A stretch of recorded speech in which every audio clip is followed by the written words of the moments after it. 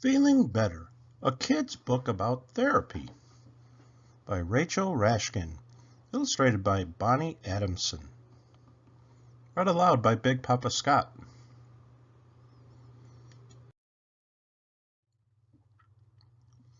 September 28th. Hello, Journal. My name is Maya, and I am 12 years old. I got this journal for my birthday from my friend Daria. That's me in the picture, the one who's grinning and doing the OK signs with both of my hands. Or at least, that used to be me. Lately, I haven't felt so much like that person. I used to love hanging out with my friends. I even used to get in trouble for talking and laughing with them so much in Mr. McAllister's class. But now I don't feel so much like being with them. It's been really hard to pay attention to what my teachers say in class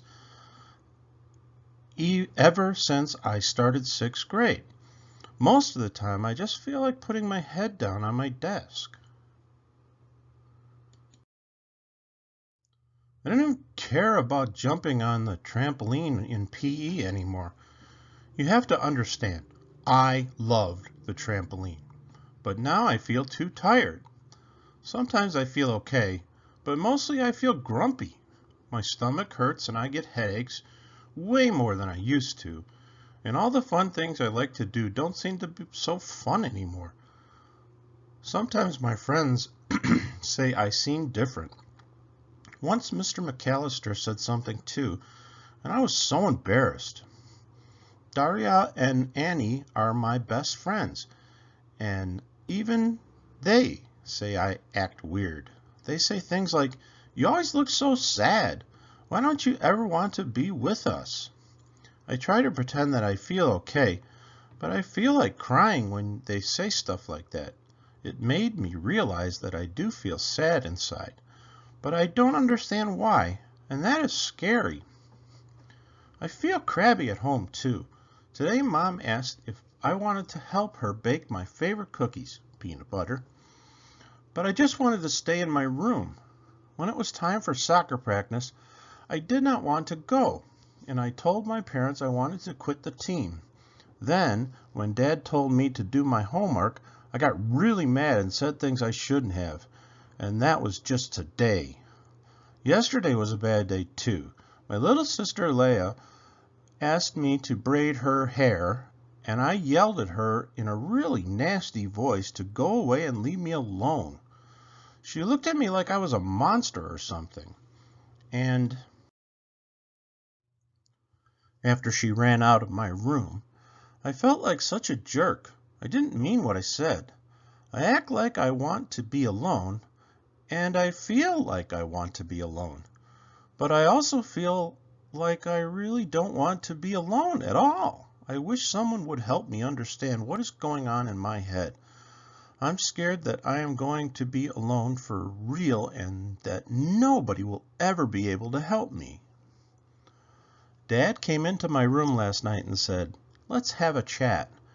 And he brought this little wooden box with him. What's the box for? I wanted to know. I was kind of nervous. You always think you're in trouble when your parents say they want to talk, even if they are using a nice voice. But Dad surprised me. I wasn't in trouble at all. Instead, he started talking about feelings. He said that sometimes when kids are really sad or afraid or angry, and they don't know how to show those feelings or they are scared to, it's like they stuff them away in a box and try to forget the feelings are there. Even good feelings like happiness and excitement might wind up in the box, too. Dad said that when kids try so hard not to feel anything, the box gets full and they can get stomach aches and headaches and feel tired and grumpy. I felt my face getting hot. Dad also said that people need to be able to let their feelings out in the right ways so that they can understand the feelings and then feel better. Everyone has confusing feelings now and then, but when the feelings last a long time and start to make kids act and think in different ways than usual, it might be a good idea to get help. Then Dad told me something rather interesting. He said that when he was a boy, he had a box that was filled with big feelings, but he had never had the chance to open up his box when he was a kid. And he says he forgot all about the confusing feelings until he became an adult. His box stayed shut for such a long time that it was very hard for him to remember why he put the feelings there in the first place. When he was grown up, he would get angry about a lot of things, but he wasn't sure why. He said that that's what can happen when feelings get buried in a box for a long time. Dad said he needed help understanding his angry feelings and figuring out how to deal with them. So he went to a doctor called a therapist. He said he began to feel much better. Then he asked me if I wanted to go to a therapist and learn how to get my feelings out, just like he used to. Somehow I knew that was coming. The idea of going to a therapist makes me a little nervous. Actually, it makes me a lot nervous. I mean, who are therapists, and what do they do?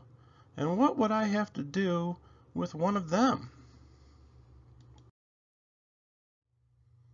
October 15th. But I feel kind of relieved. I'm glad that Dad had his chat with me. I don't feel so alone now, and I feel like things are probably going to be okay. Mom and Dad made an appointment with Dr. Madison for next Wednesday after school. Before then, I'm trying to find out as much as I can about therapists. Here's what I know so far. 1. A therapist is someone who helps kids understand all the feelings going on inside of them. What you do is talk about what's going on in your life and about all your feelings when you see a therapist. 2. To be a therapist, Dr. Madison had to go to school for many years, and she has a lot of experience working with many different kinds of problems people have. 3. If you need help from a therapist, it doesn't mean that you are bad or weak or dumb. It means you're smart enough, you want to get better.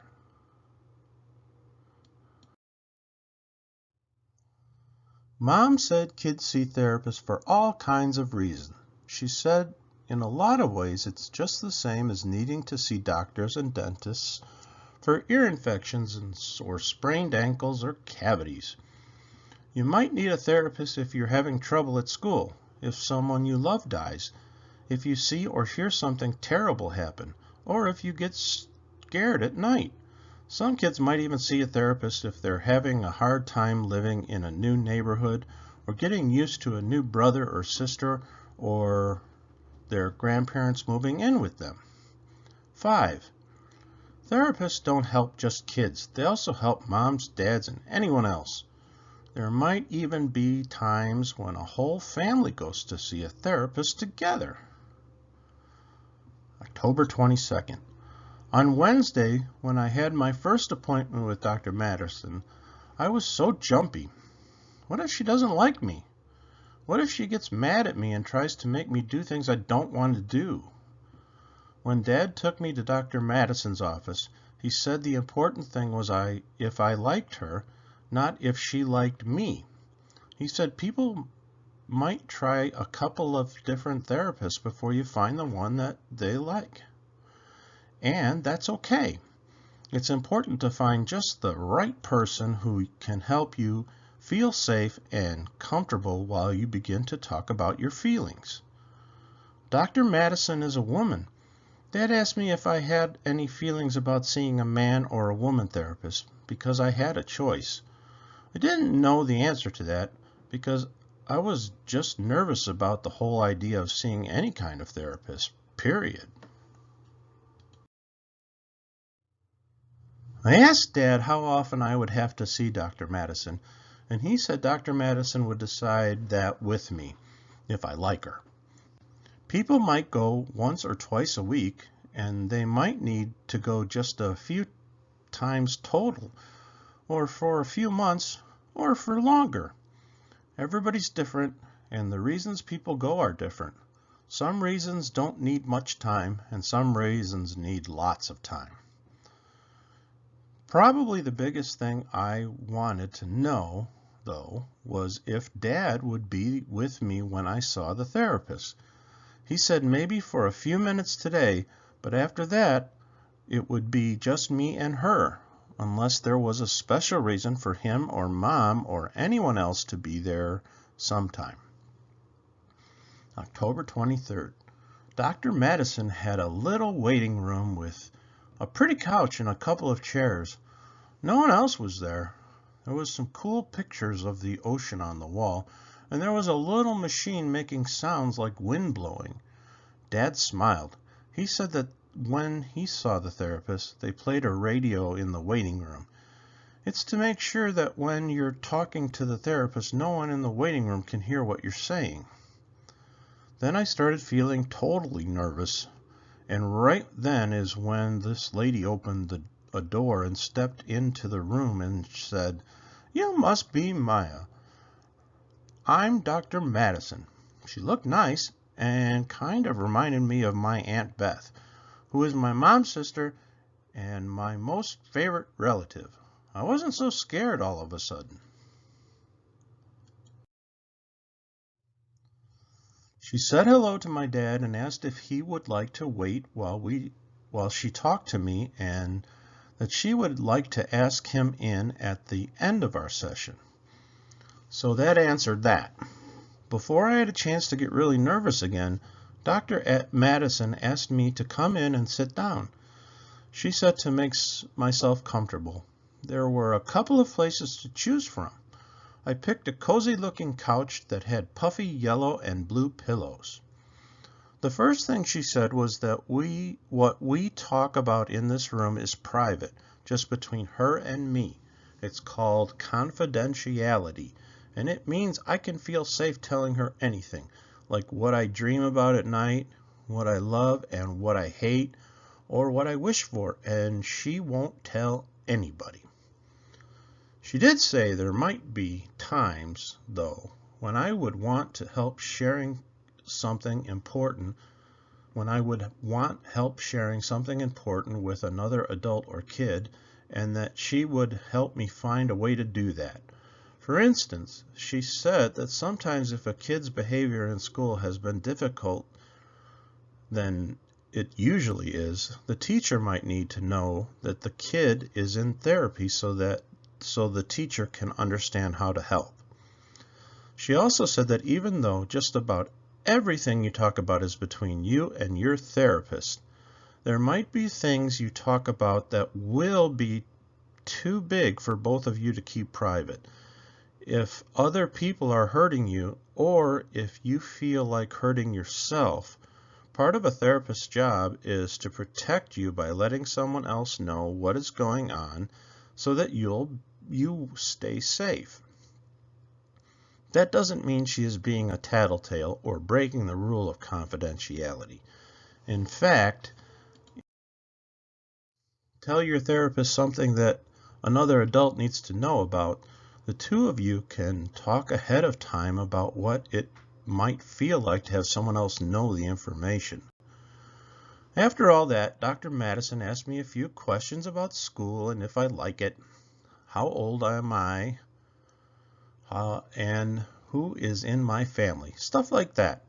She seemed really interested, but not in a pushy way, like she just cared. Then she said it was time to ask my dad in. When he sat down, she told us that she thought she could help. That seemed fine to me. So we agreed that I would come back next Monday at 4 o'clock, December 5th. Every Monday, Mom or Dad picks me up from school and takes me to my session with Dr. Madison. They stay in the waiting room with the wind machine going, reading a book or something. Dr. Madison always comes in to the waiting room and smiles and says, "Hello, Maya. Come in." Her office is full of cool stuff.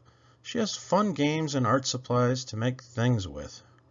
There are also a big sand tray in the middle of the room, and she has all kinds of puppets and little people and animal dolls that I can use to make up plays with. On the walls there are more paintings like the ones in the waiting room. Nature pictures like the ocean and a forest and a sunset, which I like to look at when I am thinking. There is even a waterfall statue on her desk that helps me feel relaxed. I usually sit on the same couch, but I like to hold the pillows while we're talking. Dr. Madison is nice, and she's also funny. Most of the time, I think she's really cool, and I like seeing her. We talk about things that are happening in school, or what kind of things I like to do with my friends or by myself. Sometimes if I feel stuck about what to talk about, she asks me if I want to play a board game together or use watercolors and paint pictures. Yesterday I was feeling kind of sad, and Dr. Madison asked me if I wanted to try to paint a picture of the sadness. I was surprised. It was kind of cool having to imagine what sad feelings look like and then getting to paint them. It ended up looking like a drawing of a thunderstorm. Dr. Madison and I spent the rest of the session talking about my picture and what it was like to begin understanding some of my sad feelings. I felt a lot better after that.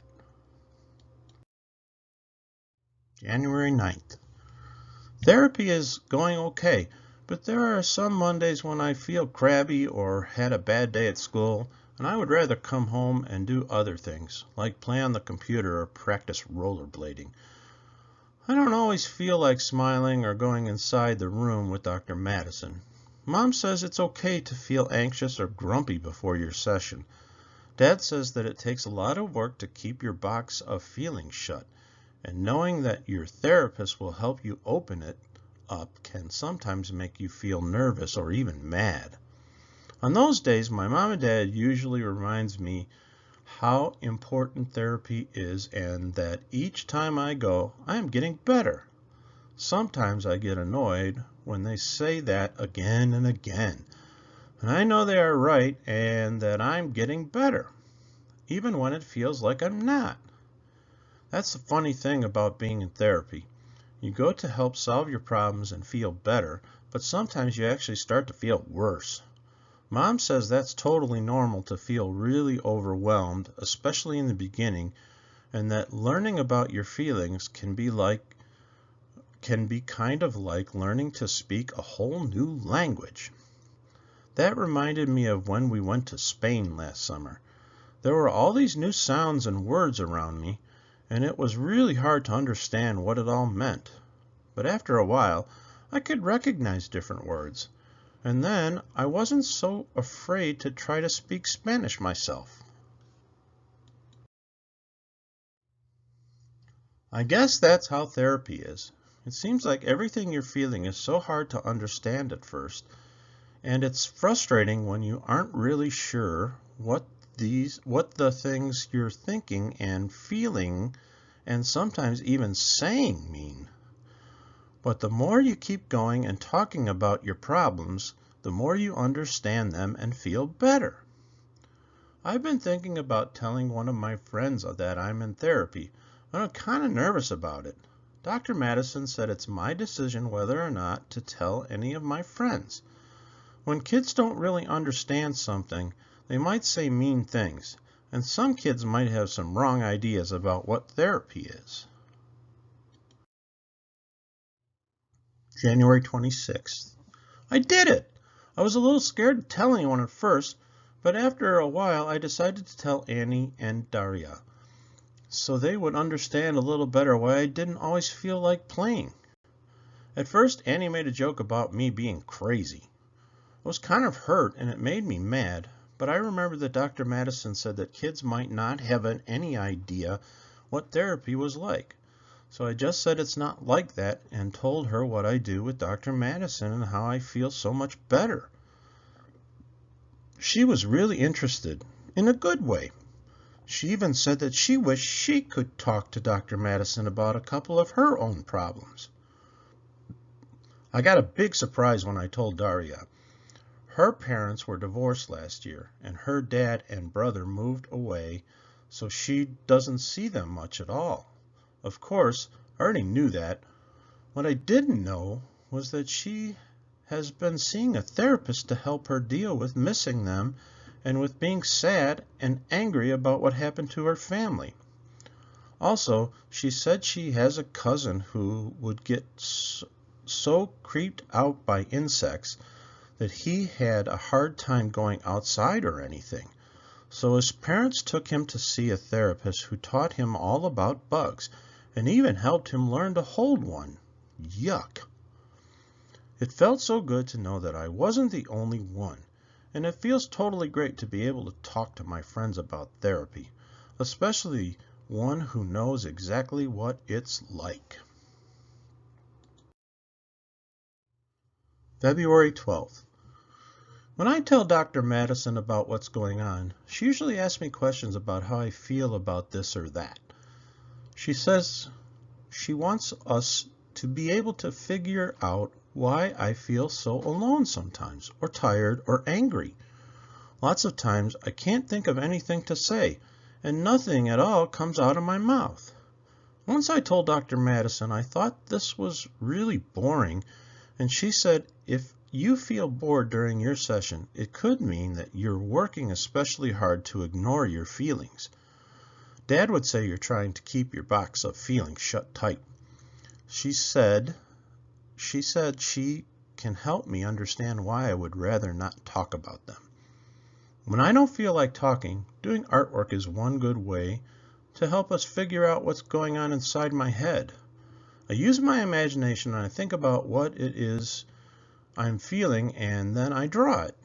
It's kind of like talking all the words that are jumbled up in my head and turning them into a picture.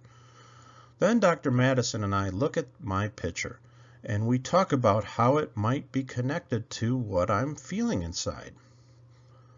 It also helps to play with the sand or with clay. A few sessions ago, when I didn't feel like talking, I made an airplane out of blue and yellow clay. Afterward, Dr. Madison and I talked about why I chose to make an airplane instead of something else.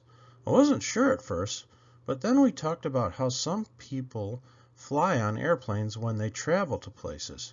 I started to learn that part of why I was having problems was because my mom has a new job and she has to travel a lot.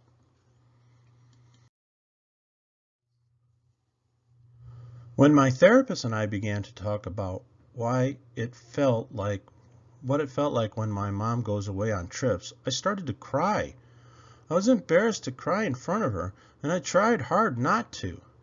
But she said it's totally okay to cry and gave me a box of tissues, and I felt so much better after I did. It was so cool when I started to realize that how I was feeling at home and at school had a lot to do with my mom going away so much. It's amazing that when you start to understand your big feelings, things start to make more sense. So in the car, I told Mom that I miss her when she goes away. We had a great talk about how we can talk more on the phone or email each other when she is gone. We also decided that the day before she has to go, we'll spend some extra time together going over my schoolwork and plans with my friends. And when she gets back, we'll do something special together, like go out to Lacey's place for an ice cream and catch up on what happened while she was away. Therapy really is helping. I feel so much better, like it's spring or something. When you know what's going on in your head, you can do something about it, and it feels awesome. It really feels like my problems are getting smaller and smaller. April 17th. Boy, I thought math homework was difficult, but sometimes Dr. Madison asks me questions or says things that make me have to think so hard it almost hurts. Her questions can even make me feel really mad. When that happens, I don't want to do anything. I don't want to answer her or make anything with art supplies. I don't even want to look at her. Sometimes I actually want to yell at her to just go away and leave me alone. When that happens, Dr. Madison says feeling angry is normal and that even though it might feel embarrassing or scary, we can find safe ways to understand my angry feelings. It can be pretty hard to find the right words when you have strong feelings, but Dr. Madison helps. Once when I was angry, I hit a pillow hard and shouted, "I'm so mad that my mom is gone again." That surprised me. Finding out that it wasn't really Dr. Madison that I was mad at, I felt better when I figured out what was bothering me. May 2nd. At the end of my sessions, Dr. Madison smiles at me and says, "Bye, Maya. See you next week." Just like you can have lots of different feelings at the beginning of your session, I found out all sorts of feelings can happen at the end too. If you're having a lot of fun and feeling comfortable talking, it's disappointing to have to leave. One thing that helps is I can take home anything I've created during my session. Bringing something home from Dr. Madison's office is a great way to remind myself that I'll be seeing her again soon. On the other hand, sometimes I really want to get out of there because I wasn't in the mood to talk about my feelings that day. There are times when I feel so mad at the end that I practically stomp out of the room and don't even want to come back. Those are the times when I really have to think after I get home to try to figure out why I was feeling so mad. There are lots of things I can do to help myself feel better and make sense of things. I paint or draw a picture, go rollerblading, call Daria or Annie, or write in this journal. Sometimes I feel like talking to Mom or Dad about it, and they mostly just listen, which is great. They don't try to tell me not to be upset. I know that upset feelings won't last forever, and that it's part of getting to know myself better, and that I'll be ready to see Dr. Madison again next week. May 27th. Dr. Madison is on vacation, so I don't have therapy for 2 weeks. I'm so glad that I have a therapist like her. Sometimes it almost feels like she's a good friend or my aunt or something. I kind of wish sometimes that she was my mom. Of course, I don't really want her to be my mom, but sometimes I wish she could do mom-like things, like come to one of my soccer matches or go out for ice cream with me, especially when Mom is away. I never thought that my therapist would be someone I would miss a lot, or someone I would think about, or someone I'd get mad at and yell at. I remember in the beginning when Dad first came into my room with that box, and we had our chat about big feelings.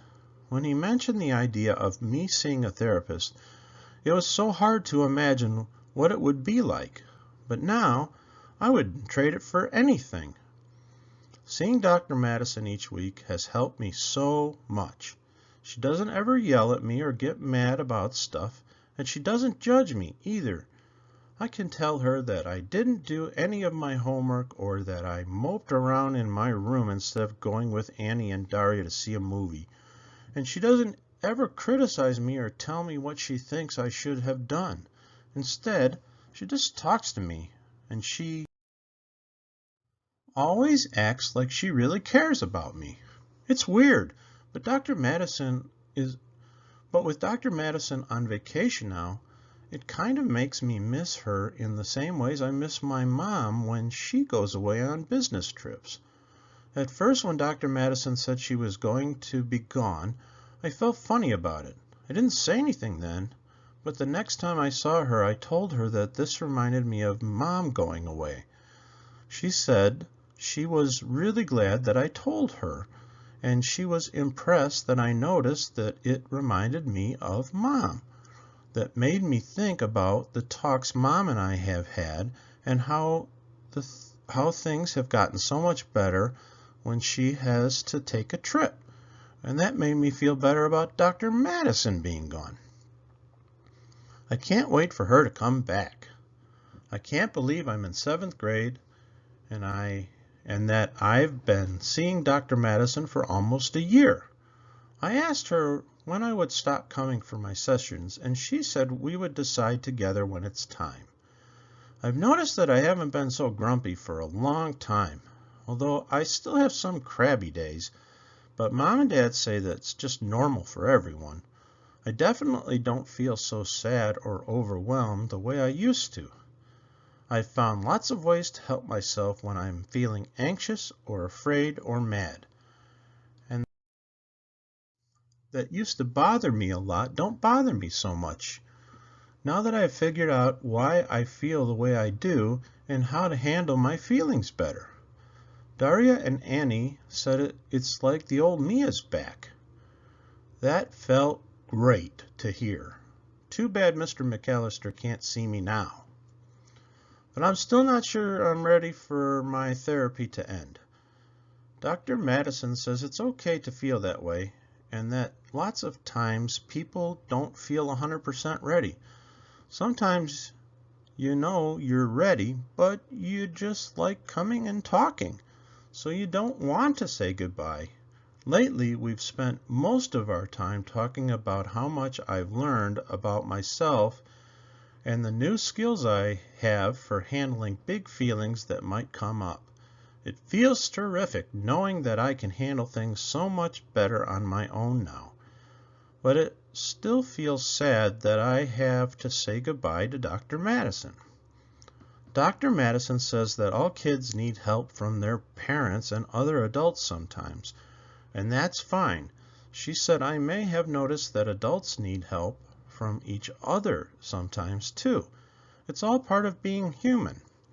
It connects us together and makes us healthy and strong, and it's something to celebrate. I never thought of it that way. She says that I always have someone to turn to when I need help. Also, if I ever need to, I can always come back to therapy. Being in therapy can be fun and exciting, and it can also be hard work and feel a little scary or make you mad. But you end up feeling really proud of yourself for working through your big feelings. I learned to like school again, and I want to be with my friends and do all the things I used to enjoy. Most of all, though, I learned that it's okay to need help, and that even though in the beginning I was embarrassed and scared about seeing a therapist, now I realize that it was a very smart decision and I'm glad I stuck with it. I think I'll be ready to stop going to therapy very soon. The end. Please like and subscribe. Donate at patreon.com/BigPapaScott. I hope you enjoyed the book. Yeah.